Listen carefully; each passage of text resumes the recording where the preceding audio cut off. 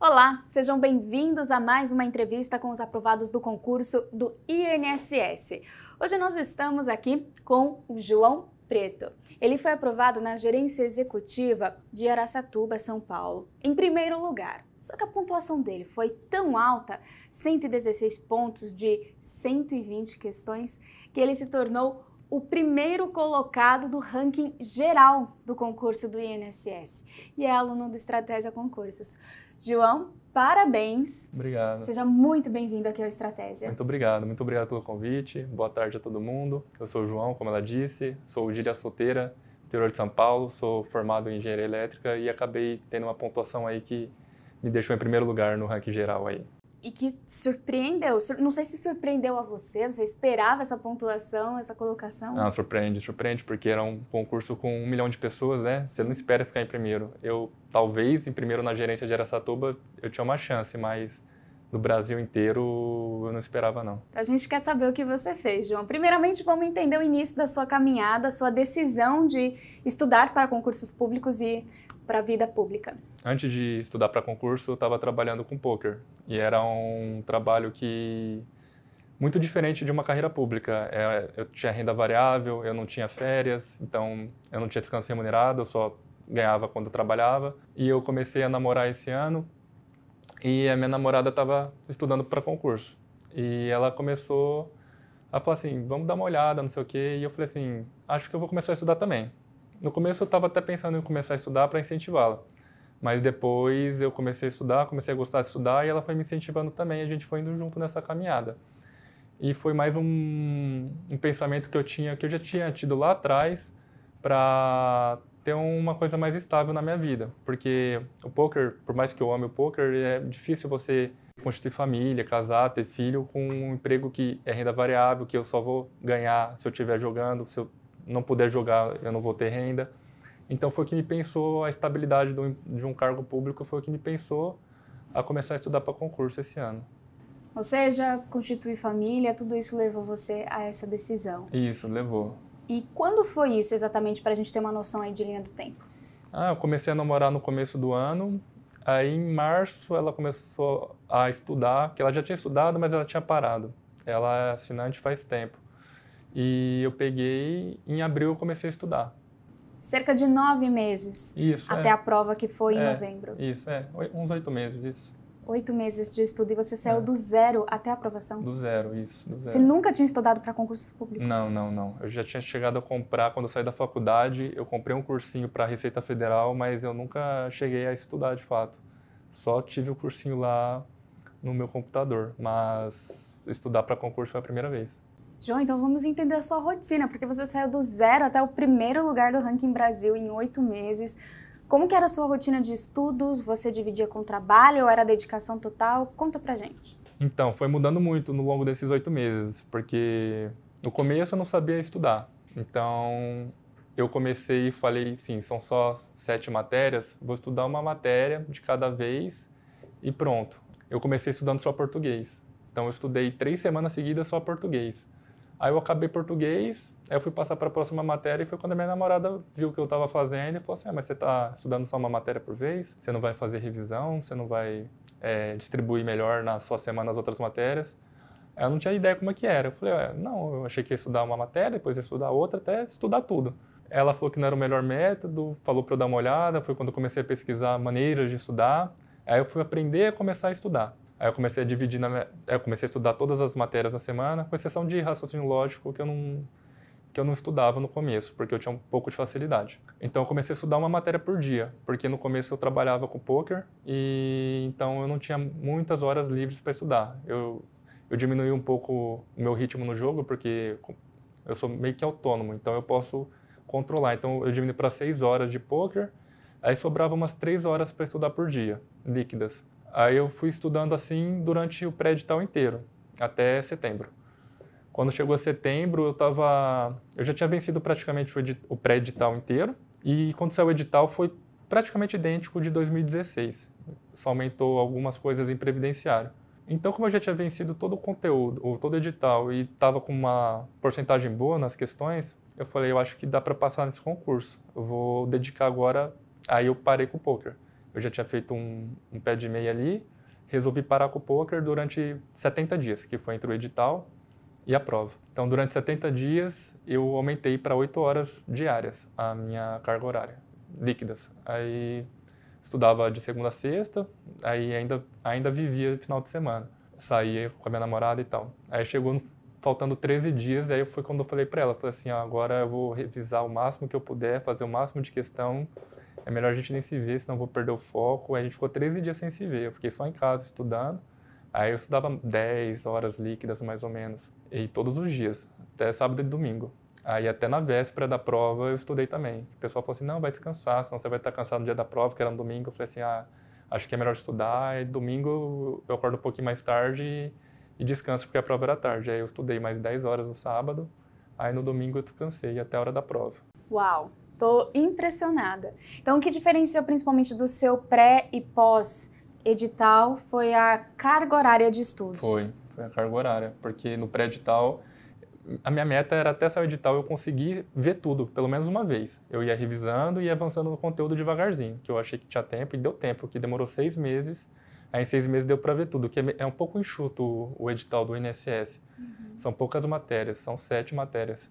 Tanto que eu tinha pensado em fazer Receita Federal, mas eu achei que se saísse esse ano não ia dar tempo, porque era muito mais matérias, acho que eram 16 ou 17 matérias. Então foi por isso que eu escolhi o INSS, é um pouco mais enxuto e daria tempo. Aí eu consegui ver tudo até o pré-edital. Aí depois eu intensifiquei nas revisões, eu relia PDF, eu fazia os exercícios, eu fiz todos os exercícios do CESP, porque eu arrisquei, desde o pré-edital, eu só fazia questão do CESP, porque o CESP tinha pegado os últimos todos e estava falando que iria pegar novamente. O previdenciário, como não tem muitas questões, porque está sempre mudando, né? Está sempre tendo reformas, não tem tem questões que ficam desatualizadas. Então, das questões atualizadas, eu praticamente fiz todas. E eu acho que foi um dos meus acertos, foi isso daí também, conhecer a banca a fundo. Até a banca você chutou e acertou. Sim, chutei. Para não E falar já que eu foi estudei estudando só CESP, isso. no estilo dela. Porque teve em agosto alguns rumores que talvez a FGV pegasse. Aí eu estudei um pouco o FGV também. Aí eu fiquei CESP e FGV, mas o CESP desde o início, sempre. Uau, bastante baseado no último edital. Isso. Foi um pouquinho do seu norte. Foi.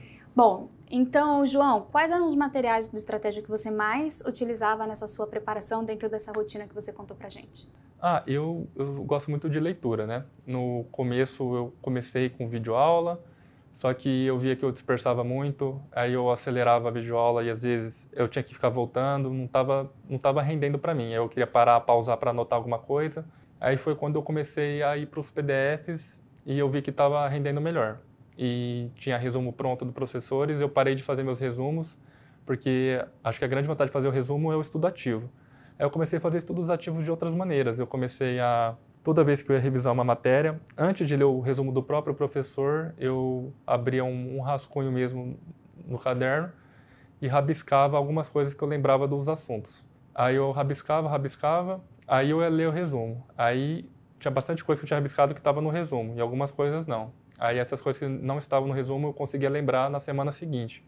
Ia fazendo assim. Então toda vez que eu ia, antes de avançar um assunto novo na semana seguinte, eu fazia o estudo ativo na minha cabeça, lia o resumo do professor e resolvia as questões do PDF. Resolvia todas, assim, eu sou meio perfeccionista, assim, porque cada PDF tem uma quantidade de questões. Eu não conseguia falar assim, não, vou fazer só 50 de cada PDF. Não, se tinha 70, eu fazia 70, se tivesse 90, eu fazia 90. Tentava zerar as questões do PDF. E assim avançando. Conforme você vai passando a semana, você vai avançando menos, porque você começa a gastar mais tempo com revisão. Mas você vai sedimentando bastante conteúdo. Muito bem. E qual que foi a sua estratégia de reta final? Reta final, eu falei assim, eu fui ler os resumos das matérias, os resumos prontos, porque eu não tinha resumo, e resolver as questões. Como eu já tinha lido toda a teoria várias vezes, já tinha lido as leis e tal, foi só revisão mesmo e exercício. E como você teve alguma estratégia também para decorar essas leis em tão pouco tempo? Então, eu crio umas coisas na minha cabeça, eu crio meus próprios mnemônicos, eu faço iniciais com algumas coisas e eu vou forçando a minha cabeça a lembrar. E, às vezes eu vou passear com o cachorro, eu tento lembrar de alguma coisa, às vezes eu vou tomar banho, eu tento lembrar de alguma coisa e vou sempre forçando, vou sempre repetindo até conseguir lembrar. Você mesmo vai se questionando. Sim, sim. Tanto que fazendo um teste. Por isso que eu parei de fazer resumo, porque eu meio que roubava. Eu ia lá, tinha um conceito lá, tinha 5 tópicos. Eu ia lá e só copiava. E depois achava que lembrava, mas aí depois eu esquecia. Aí, em vez de eu pegar e olhar e copiar para o resumo, eu fechava e falava assim, não, quais são esses 5 itens mesmo? Aí eu ficava puxando na cabeça. Às vezes eu lembrava de 4, aí eu ia lá olhar até conseguir lembrar dos 5. Aí eu ia avançando. Ia fazendo isso toda semana. E você comentou que até naquele dia pré-prova, você continuou estudando, mesmo que as pessoas tenham te dado algum conselho que era para você descansar, Sim, né? eu achei melhor E foi revisão também que você fez nesse último dia? Foi revisão. Eu tava até com umas ideias malucas de ler lei seca, porque eu falei pra minha namorada que eu tava com medo de errar alguma coisa, algum detalhe de lei, assim, algum prazo, confundir alguma lei com outra, e eu queria ler umas leis, principalmente do direito administrativo e do previdenciário. Ela falou que não achava uma boa ideia, aí eu meio que abortei isso daí. Eu só li alguns resumos de previdenciário mesmo, que era meu foco. Eu foquei bastante em previdenciário, porque eram 70 questões da prova, né? E eu praticamente não fiz questões no último dia. Eu só li mesmo para não errar alguma palavrinha que tivesse diferente na hora da prova. E foi basicamente isso que eu me lembre. Bateu ali, checou as leis. E você comentou que você quase não estudou raciocínio lógico. Só no finalzinho mesmo, na reta final. Na verdade, eu estudei 5 das 7 matérias, eu estudei só 5, porque ética era 2 decretos de 10 páginas. Eu deixei para ler no final, que eu achei que se eu lesse umas 3 vezes o decreto, não teria como errar, porque são questões tranquilas, e estava bem tranquilo mesmo. E raciocínio lógico eu tinha muita facilidade, então só no finalzinho eu fiz umas questões para pegar o jeitinho do CESP, assim, mas também estava tranquilo. Você é formado em engenharia? Isso, eu fiz engenharia elétrica. Imagino eu que... Tem um pouco de facilidade com a parte de números, né? isso, de exatas. Tem muita gente que tem dificuldade, né, com raciocínio lógico, então é uma matéria que é uma dificuldade da maioria dos concorrentes e para mim era um ponto forte. Então o seu calcanhar de Aquiles seria português? Ou você levou tranquilamente? Português para mim também é tranquilo. Eu acabei errando uma questão de português, mas no geral assim eu me dou bem também. Eu tive bastante dificuldade com o direito porque eu nunca tive contato, né? Como eu sou de exatas, a linguagem é um pouco diferente, até se você se acostumar. Eu falava para minha namorada assim, porque ela fez direito, né? Várias vezes eu tinha que parar, olhar no dicionário, porque fui aprendendo palavras novas que não estava acostumado, algum jargão, alguma coisa assim. Mas depois eu fui acostumando com as matérias. Se acostumou com a nomenclatura Sim, de direito? isso. Ela te ajudou em algum ponto, já que ela é advogada? Ela me ajudava bastante. Mesmo que a gente estava estudando, às vezes, matérias diferentes, ou mesmo quando era a mesma matéria, mas a gente estava em momentos diferentes da matéria, só de conversar com alguém assim, meio que ajuda a lembrar. Isso também foi uma coisa que eu percebi muito. Eu estudava, eu ia falar minhas dúvidas para ela, ia pensando ou ia explicando alguma coisa para ela, isso me ajudava a lembrar. Quando você explica alguma coisa para alguém, parece que você guarda melhor. João, e como que foi o dia da prova para você? Na hora, a execução, você teve alguma estratégia? Eu tinha uma estratégia porque a última prova que eu tinha feito tinha sido o vestibular da VUNESP em 2009. E lá o gabarito vinha destacado da prova. Eu achei que seria assim no dia da prova. Então a minha meta era já ir fazendo as que eu tinha certeza absoluta e já ia passar para o gabarito definitivo. E se eu chegasse numa pontuação que eu acreditasse que seria o suficiente para ser aprovado e tivesse dúvidas das demais questões, eu deixaria em branco. Só que cheguei lá, o gabarito era na primeira página, impressa, não tinha como destacar, tinha que ficar voltando toda hora na primeira página. Eu achei ruim ficar voltando e eu poderia me perder em algum momento e perder tempo também. Então eu falei assim, eu vou fazer aqui as questões e vou marcar um círculo quando eu tiver certeza absoluta dessa questão, que eu não vou mudar a alternativa. Só que conforme eu fui fazendo a prova, eu estava tendo certeza em todas as questões, eu não estava tendo dúvida, assim, não tinha uma questão que eu nunca tinha visto na vida. Esse assunto aqui eu nunca vi na vida, não, tinha tudo no material. Então eu fui lendo e fui marcando tudo com convicção. Até as as questões que eu errei com convicção. Marquei sabendo, mas eu errei. Então não tinha como deixar nenhuma em branco. Então eu fui fazendo questão por questão e eu acabei a prova meio tranquilo para passar para o gabarito. Eu fui revisando tudo, mas aí eu fui passando para o gabarito com calma e não me arrependo de nenhuma marcação, não. Então, na verdade, você só errou 2 questões, né? Porque Isso. CESP Se você erra, você anula uma certa. Isso, exatamente. Errei uma de constitucional que estava muito polêmica, que os professores ajudaram a gente a fazer recurso. Ah, de português que eu errei também, a professora fez um recurso pra gente, fez um recurso tão bonito que eu achei que ia ser deferido, mas também não aceitaram. Acabaram indeferindo os 2 recursos. Mas... E como que é errar com convicção? Então, é porque o CESP, na verdade, é meio complicado. Na verdade, tem bastante questões assim que você fica assim. Essa questão aqui, eu acho que talvez vão anular. A redação peca um pouco, assim, fica meio ambíguo, dá pra entender outra coisa, sabe? Só que eu estava tão acostumado a fazer questão do CESP que eu sempre entendi o que ele estava querendo, que ele estava querendo pedir, apesar de não ser muito claro às vezes. Então, eu estava bem familiar com a banca. Foi o diferencial na hora da prova para mim. Então, o seu segredo, claro, além do estudo ali da técnica, da preparação, foi fazer muitas questões. Foi, do Porque CESP. você entendeu. Porque o CESP ele é diferente das outras bancas, bem peculiar. E essas questões certo e errado também são complicadas. Aí, respirar CESP nesses 8 meses fez diferença para mim na hora da prova, sim. Muito bem, pessoal, pega essa dica, anota aí. João, e você comentou muito da sua parte técnica, que eu estou, assim, de verdade impressionada com a sua habilidade, de fato, que você tem. Mas eu gostaria de saber do lado emocional. Você é uma pessoa ansiosa, como que você controlou isso ao longo desses 8 meses? Você estava confiante? Conta pra gente como que é, né, esse lado B do concurso público. Ah, eu sou uma pessoa bem ansiosa.